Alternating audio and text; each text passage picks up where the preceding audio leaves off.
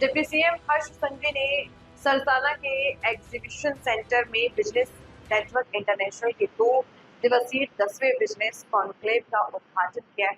उन्होंने कहा, देश की आबादी में हमारी हिस्सेदारी 5% है। हमारा भौगोलिक क्षेत्र छोटा है, फिर भी जीडीपी में हमारा योगदान 8.2% है।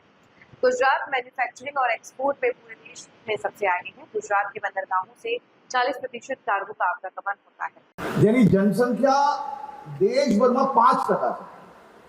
ક્ષેત્રફળ આપણું 6% છે, પરંતુ જીડીપીમાં આપણું કોન્ટ્રીબ્યુશન 8.2 એટલે કે 8.2% છે।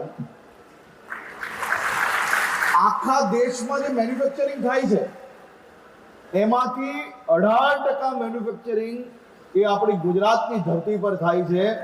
આખા દેશમાંથી જે મેન્યુફેક્ચરિંગનો એક્સપોર્ટ છે એ દેશનો સંપૂર્ણ એક્સપોર્ટમાંથી 33% એક્સપોર્ટ એ આપણા ગુજરાતમાંથી થઈ રહ્યું છે। દેશના જે કાર્ગો છે જે પોર્ટ્સ પરથી મૂવમેન્ટ થાય છે એ 40% કાર્ગો એ આપણા ગુજરાતના પોર્ટ્સ પરથી મૂવમેન્ટ થાય છે। અને આવનારા વર્ષોમાં જે પ્રકારે આપણે સ્ટ્રેટેજિકલી પોર્ટ્સ ડેવલપ કરવાનું કામગીરી કરી રહ્યા છે, 50% કાર્ગો એ ગુજરાતના પોર્ટ્સ પરથી મૂવમેન્ટ થાય તે પ્રકારનું પ્લાનિંગ આપણી ગુજરાત સરકાર દ્વારા કરવામાં આવી રહ્યું છે। અહીંયા બેઠેલા જેટલા લોકો એમએસએમઈ જોડે જોડાયા છે એને કદાચ આ અંદાજો નહીં હશે કે ગુજરાતના સ્ટ્રેટેજિકલી પ્લેસીસ પર આ પોર્ટ બનાવવાથી એમએસએમઈ સેક્ટરને કેટલો ફાયદો થાય।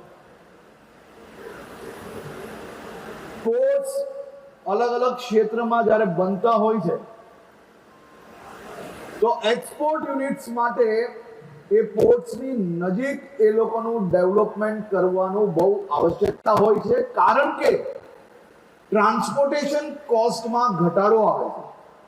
અને જ્યારે આ એન્કર યુનિટ્સ પોર્ટ્સની નજીક આવે છે તો એ યુનિટ્સ જોડે બીજી હજારો યુનિટ્સ બીજા ડેવલપ થતા હોય છે અને એનાથી જ તમારો મારો બધા જ લોકોનો જે વેપારમાં જોડાયેલા હોય એ વેપારની અંદર ક્યાંક ને ક્યાંક વૃદ્ધિ થાય છે।